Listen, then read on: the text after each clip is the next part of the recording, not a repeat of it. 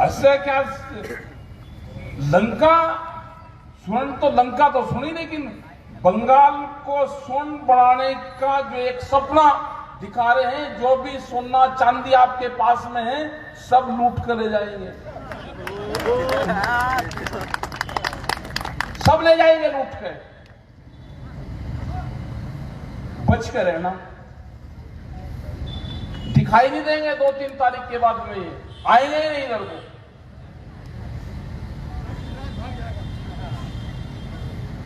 जो 5 महीने से बैठे हुए दिल्ली के चारों तरफ किसान, उनके काबू अभी नहीं आए।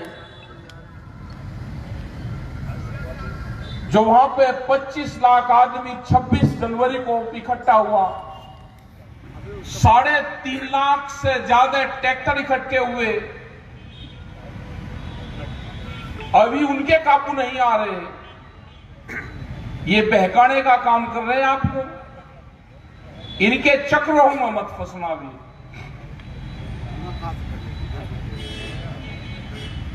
अभी तो हम वहां पे छोड़ेंगे नहीं इनको। वहां पे ये कोरोना काल आ जाए, दूसरा काल आ जाए, इन्होंने करीब 12 तरह के षड्यंत्र तो वहां पर रचे हैं दिल्ली के आसपास बैठे हुए किसानों के। पहले पंजाब का किसान बताया, फिर सिखों को बताया, फिर हरियाणा पंजाब का बताया, फिर उत्तर प्रदेश का बताया, फिर छोटा बड़ा किसान बताया, फिर हिंदू किसान बताया, फिर जाटू का आंदोलन बताया, फिर गेहूं और उसको फसलों का बताया कि चावल और गेहूं का आंदोलन है। फिर कहा कि तो आड़तीस इस आंदोलन को करवा रहे।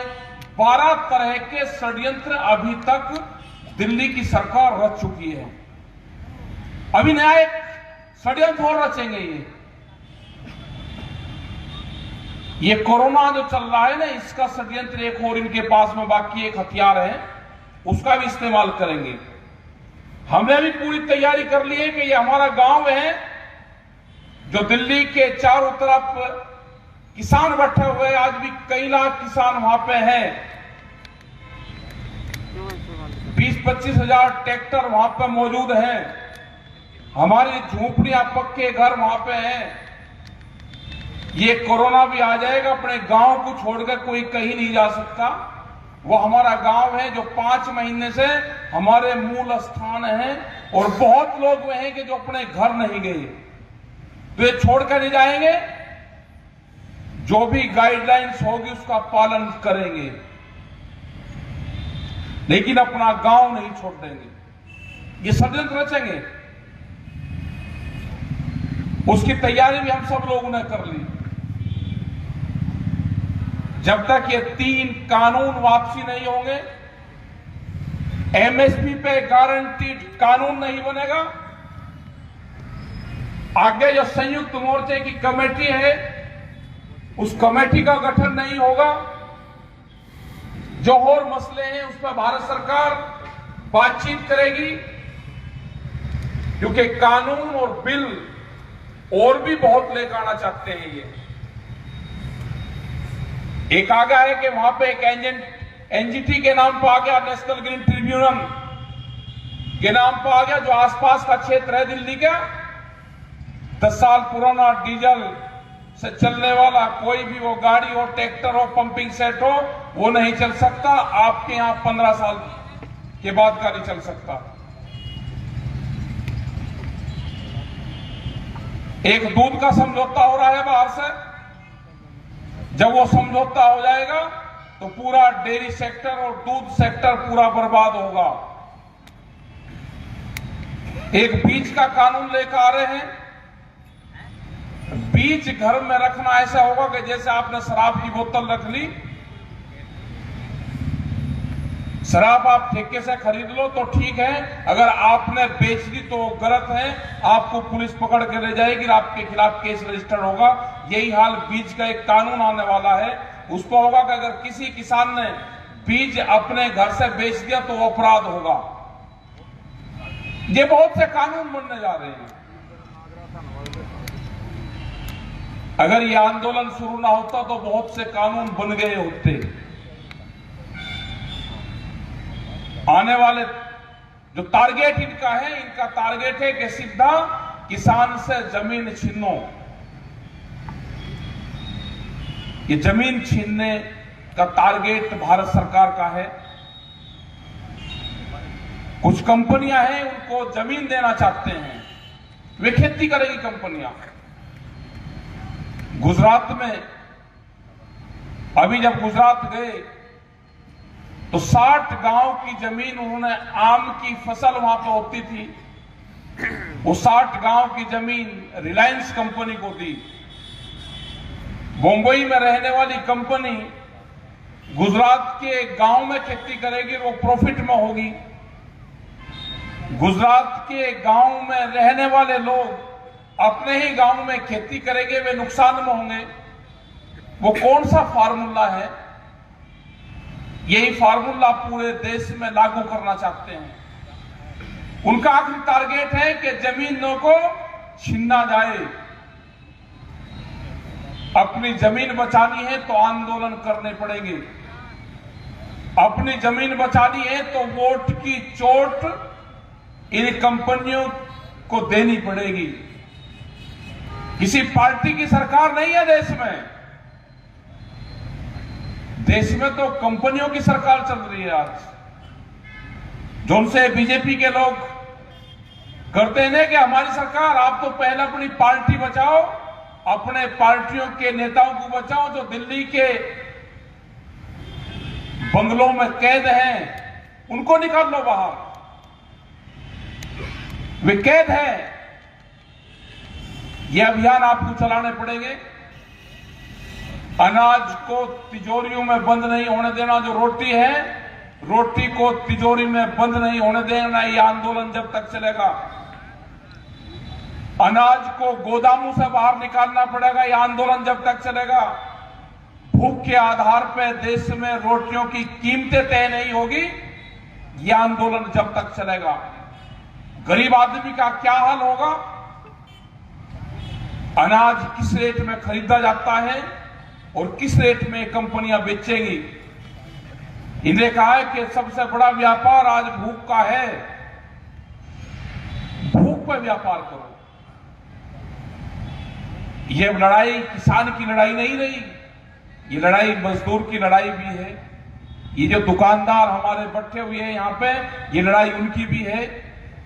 क्योंकि एक शहर में 2 मॉल खुलेंगे तो ये पूरे दुकानदार बर्बाद होंगे।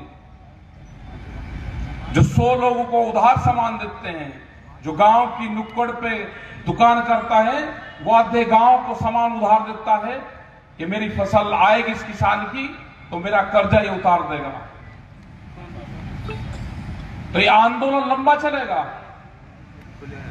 ये किसान, मजदूर, दुकानदारों की आजादी की लड़ाई है। गुजरात के किसानों की लड़ाई है। गुजरात में गए तो गुजरात में कोई सरकार नहीं किसी की। गुजरात को पुलिस स्टेट है। यही हाल पूरे देश में बनेगा। युद्धवीर सिंह वहां पे गए थे, प्रेस कॉन्फ्रेंस करते, बीच में से उठा कर लेकर गए। बंधन में है यहाँ के जो प्रेस के लोग हैं, वे भी बंधन में हैं।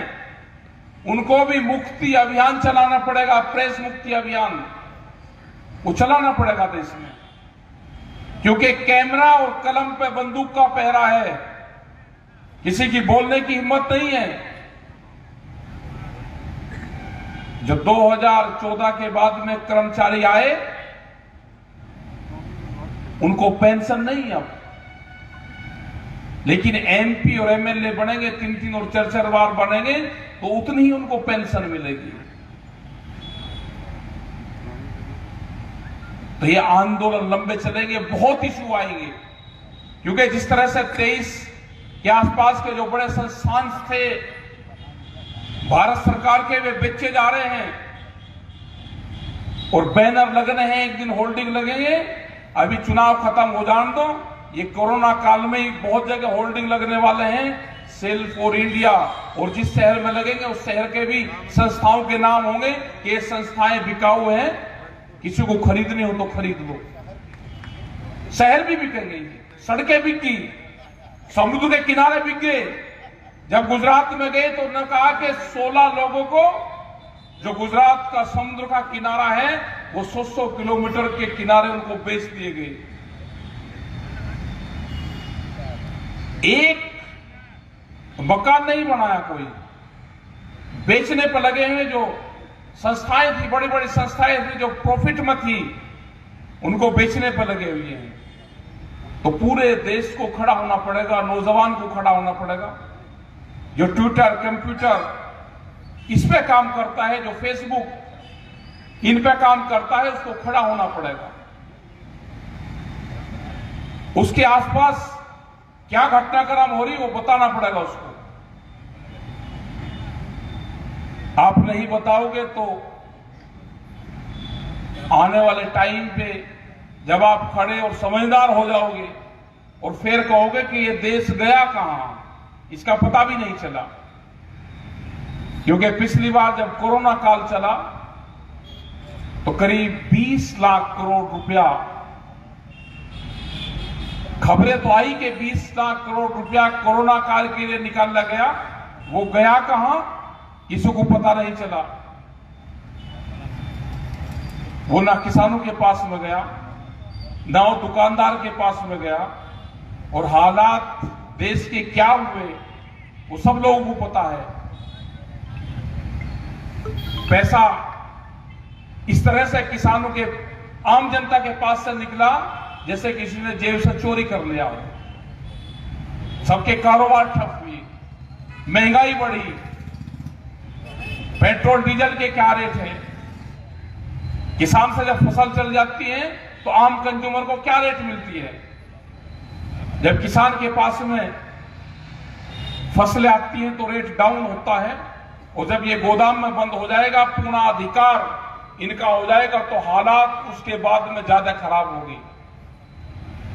और हालात ये होनी है कि किसी जब भूखा आदमी है उसको अगर रोटी मिल जाए तो उसको ये लगता है कि मेरा विकास हो गया। आने वाले टाइम पे हर आदमी का ये होगा कि रोटी ही उसको विकास मानना जाएगा। तो हमको ये नहीं होने देना है, हमको लड़ना है, उठना है, जागना है। और 2021 का जो साल है ये आंदोलन का साल है। इसमें सब लोग उठें, जागें, उठें और लड़ें। अपने हक के लिए लड़ना पड़ेगा आपको। तो आप लोग यहां पर अपना ध्यान रखें कि जो सोने की बात करते हैं कि बंगाल को सोना बनाना है, तो इनके बहकावे में मत आना। सोना कहां से बना देंगे, ये बात तो हम वहां पर जाकर जरूर बताएंगे, उत्तर प्रदेश में, वहां पे कि बंगाल में ये बात करी इन्होंने, ये वहां पर नहीं करी इन्होंने। ये तो आज ही पता चला कि बंगाल को सोना बनाने की बात कर रहे।